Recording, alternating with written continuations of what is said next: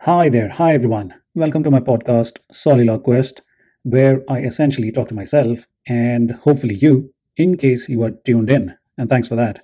Uh, I talk on about everything and anything at random. I also share this video of my drives in and around Massachusetts. So join in. Hopefully you like it and we'll have a good time. I know I will. Uh, I keep reading about these things. So yeah, let's take the order of the day. I mean, I'm going to talk about the job cuts happening all around us, especially in the tech. The Rivian car stock plunge, the Google Reddit deal, which has happened, and I think that's the most interesting one for me out of the whole thing today. Zuckerberg's $2, so I call it Zuck's $2, and U.S., Russia, Ukraine, Middle East, Taiwan, China, the whole the mess going around in the world. Juliane Assange's extradition and Nvidia's AI boom.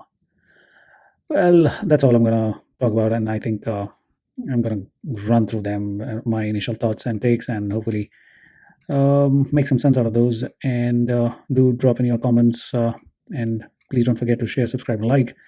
I'd really appreciate that, the support coming my way. Diving straight into the whole buzz around these layoffs, one big corporation after the other. It's almost like they all want to wash their hands, while this river is flowing. Why not? I'll come to the others, but in particular, this one kind of disappointed me more than others. And I'm not sure if you heard about it, but Nike, more than about 1,000 or 1,500 employees, they're going to let go. Uh, Nike, I mean, I think it was last week, they reported to be looking at cutting about 1,500 jobs and join this, unicorn of job cutters, where at least 1,000 need to go, 1,000 heads need to roll. It's going to be a 2% workforce for them.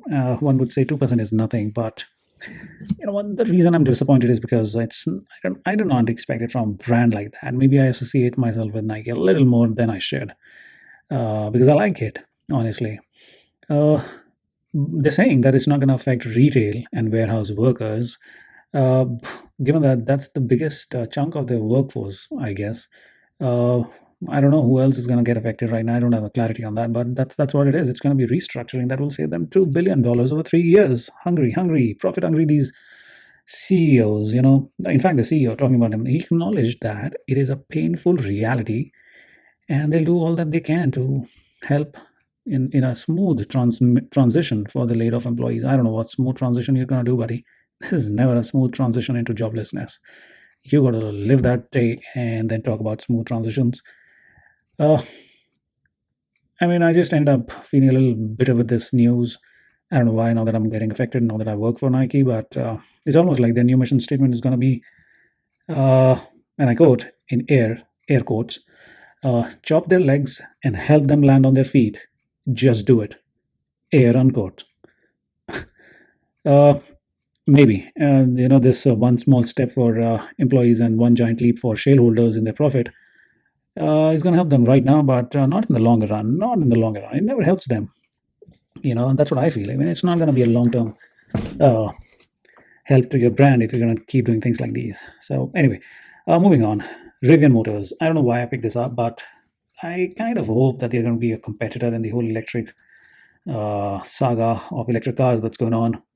I'm hoping they're going to give some tough competition to these guys like Tesla and Ford and others. But right now, again, even they're under economic pressure, so to say, and they're claiming it to be so. I think it's all in the garb of driving cost efficiencies and continuing with company-wide cost transformation program. I quote them on that. It's nothing. It's BS, and it's basically it's called job cuts.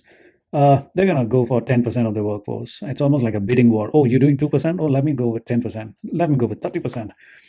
Anyway, the stock that's called karma. The stock plunged 26%. There you go, and change. I guess. I guess that was the ticker last, but you can double check on me on that. Please don't if you don't believe that. But there's that 26%. Now that is what one would say is transformative, won't you? In fact, talking about the stock market, US and Japanese stock markets are creating fresh record highs. Fresh record highs. Sorry, so what's the economic pressure here again? Except the one you're concocting in your head? I don't get it. I mean, is there something going on here that a common person cannot understand, or it's just a day and age where you can just get away by saying anything, because nobody makes sense. Nobody really educated themselves in any form of discipline. We are all, you know, trying to be jack of all trades. So there is economic pressure they're anticipating, yet the markets are touching fresh highs. So either the market is a sham, or this whole anticipatory game of bailing yourself out of what would happen 8 months down the line is nonsense. Anyway, I'm not an economist. Who am I to say all this?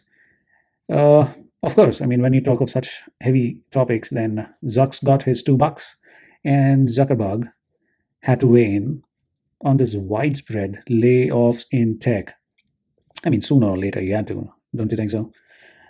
So he's here with his amazing verbiage. I mean, hear it out. He's, quote, it's companies overbuilt during the COVID's e-commerce boom.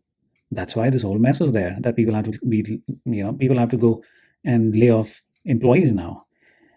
I mean, I gotta give it to these guys. Where do they get time to focus on this verbiage and make it so polished and almost very appetizing? It almost takes away the pain of it. You have lost your job recently.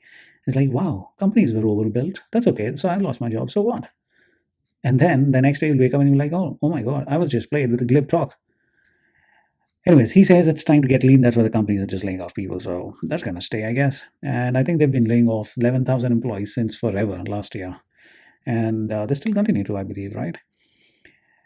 It's you know, on this topic of job layoffs and job cuts and, rolling heads and all that, it's almost as if kicking out these erstwhile team members, which are, the HR teams would always say that they are family, and we got to look after each other and be nice. This is kicking them out. Eventually, is the panacea for the top executives for the lack of any original idea. Whenever there's any problem, they see or anticipate. They're like, oh, okay, yeah, we got jobs. Now, my question is, shouldn't they be facing the music, these top honchos, the top executives, for making such short-sighted, terrible decisions, to have allowed to have allowed such so-called inefficiencies, which are people, but inefficiencies to exist in the first place? This should be taken up by the shareholders, man. I mean, this is bad faith, and if not, dereliction of duty. I think it's a serious question on their capabilities to lead and run a big responsibility that is a whole company.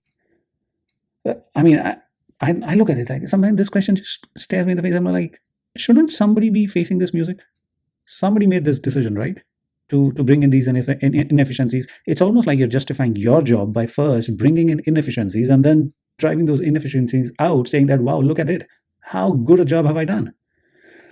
I don't know, but someday, and this is my speculation, someday this is going to be part of good governance principles that, just like job seekers are asked what's the 2 year, 5 year plans, and these seasoned top honchos also will need to plan, because they cannot just go get away with not planning even a year or two worth of business decisions, um, and be in the situation where they get by with top bonuses by making decisions on people's lives, basically life altering decisions on people's lives. I think this is going to be a part of good governance principles in top companies, whereby such decisions will not be appreciated by, hopefully, shareholders. I mean, they are the only ones in power. I believe that they can turn the tables around and bring in something. There's something amiss here, which is really, I mean, really not done. You cannot first tempt people into believing something and then just take it away from them. There should be some check on this thing, especially if decision making is the only job for top honchos. Then, but I mean, they need to do it much as the others need to do it, because people on board liabilities, because they are under the impression in good faith that they're doing best of their jobs day in day out, and then suddenly the rug is pulled from under their feet, and their families there, the kids are there, their education and their housing, mortgages, their bills need to be paid, everything. It puts tremendous pressure on people and their lives, and there is a tortious liability right away there. I mean, it's only a matter of days and months and years, probably, I don't know, but this would find its way into good governance principles someday. if it's already not there, because clearly it's not there. And there is nothing that happens to these guys when they take these decisions. In fact, the stocks get appreciated right now. So it feels like the shareholders are really not bothered about anything of that sort right now except the profits. But I still hold some belief and faith in them, and then things would turn around one day and there'll be better, better sense will prevail, hopefully. Anyway, a lot on that because it's just a heavy topic. I mean, it's just so annoying at times. Anyways, aside from this one of the most interesting developments I think that I came across and read about is the Reddit deal with AI with Google for the AI training data. Besides, you know, besides the whole gamut of data and form of data that is available, I think this one is going to be a game changer. It is very intriguing. The kind of insights that one finds, especially on platforms like Reddit and Quora, it is very topic based and very insightful and very different from compared to other social media platforms, and sources. In fact, quoting Google themselves, saying that it is an incredible breadth of authentic human conversations and experiences. That's what they regard, the data coming from Reddit to be an incredible breadth of authentic human conversations and experiences. This might actually help training the data. This might actually help the training data to develop AI to give useful, handy outputs to users in the long run. That's what it looks like to me, because the whole burden on how good your AI tools are going to be is on the training data, and this one might actually hold the key. So I'm all ears on this one. I mean, especially and now that Reddit is also planning to go public with its IPO and all that, there is some buzz that's going to keep happening on this front. So let's see how this goes, and it is going to be worth noting. So I'm going to keep following this one for sure. This is awesome. Uh, Touching upon a bit of this whole global skirmishes and political tensions right now. So we'll quickly just rush through this because this is what impacts indirectly or directly our lives through commerce and trade and prices of commodities and all that. So yeah, Russia's Navalny died, and that has left behind a stirred hornet's nest almost, because at least it seems like that, because it's not like Russia's president is trying to keep this whole thing undercover. U.S. president is losing his demeanor, putting names. They're almost like at each other's throats. While Biden did graciously meet Navalny's family, I think in California, and of course, I mean, it is bound to be seen as something to be seeking political mileage out of the situation. Maybe not from their sorrow, but definitely from the situation. It seems like. U.S. vetoed a decision on ceasefire in Gaza. Ooh, almost causing paralysis at UN Security Council meeting, and facing immense isolation on the global scale, as other countries unanimously oppose their stance and demand ceasefire. Given the whole scale of destruction and death that's happening in that area, I mean, for both sides probably. So the isolation is immense, and that's happening not just on in a global level but domestically as well. The polarization is happening within US, and people are getting really serious on this matter, I believe. So it's going to have a bearing on the election this year, and it'll be worth watching what's going to be like, because it's going to put some pressure on the Biden administration for the upcoming election. What's your stance is going to be, how you will manage this tightrope walk that is going to be. Houthi rebels again, I mean, they attacked another cargo ship, I believe, and though the defending forces from I'm not sure, Israel or US or coalition, they did successfully retaliate, but there was enough damage to the cargo anyway. So the point being, there is continual pressure on the global commerce. The prices are going to keep increasing because the insurance prices spiked because of this, as the ships now have to take a detour and all that around Africa. Uh, that's that. And while that is happening here, now another front is almost opening up with this whole tension brewing in Taiwan Straits. A bipartisan group of U.S. representatives, visit Taiwan in a show of support for their upcoming critical presidential elections. And guess what? China outrightly condemns it as interference. There you go. Boom. The material is all there. It's just almost everything is almost at a precipice, as if something might just shift and things would just go haywire from here. And once that opens, I don't know what, but this should officially be called a World War III or something, because everybody is fighting after that. And there is Russia Ukraine happening, then there is Middle East happening, and then Middle East has good enough potential to spread to other areas and bring more complexities. There are warring countries who are waiting in the wing to just join in all this nonsense going on, and with no end. And death and destruction just is contagious, because there are people who get affected, and then they're bound to affect others as well and bring them into it. And if this third front opens up with Taiwan, I don't know what things would look like. And well, jobs and economy and global opportunities, forget about all that. It's going to be a global upheaval, as some of the thinkers of today's age and era have already pointed out in their books. Somebody like Ray Dalio and all these guys. So that's that. That's all was on that front. Another important one that's happening a little almost unnoticed is Julian Assange's extradition case that made headlines. As the UK court, almost inched closer to decision, but the senior judges reserved their decision as they, put into consideration his last-ditch appeal to not be extradited. I bet US is all set to indict and put this guy on trial ASAP. But somehow the UK's legal system, it takes its time, and then there are appeals and then reappeals and all that. He was unwell, I believe, so he did not attend it, but it's as close to be a done deal as can be. And after that, it's only a matter of time when US takes over, and I don't know what's going to happen after that. In all this, so for those who might not have dipped their beak into this sweet pie, they would not relate to this. But this whole AI boom by Nvidia, the chip maker, oh my, it is going bonkers. Nvidia reported 265% revenue growth this quarter, and the stock jumped through the roof. And I guess it's a true $1 trillion market cap now, dethroning many of the biggies in its stride.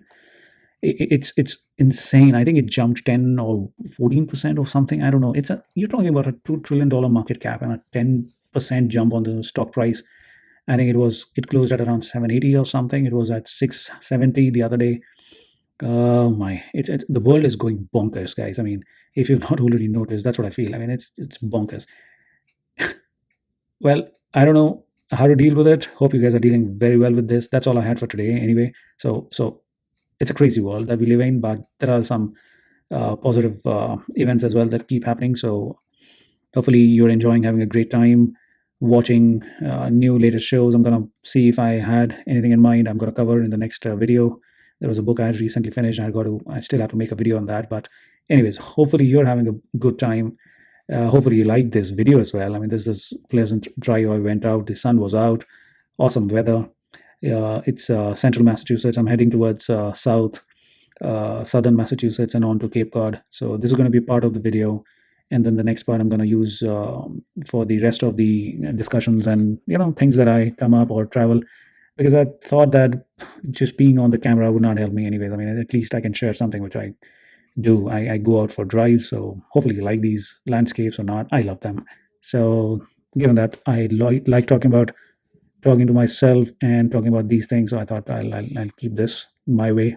But I'm open to your ideas, thoughts, and comments. Please send in your ideas, thoughts, and comments. Please share, subscribe, and like if you can. I'll really appreciate that. And until next time, have a really good one. Bye-bye.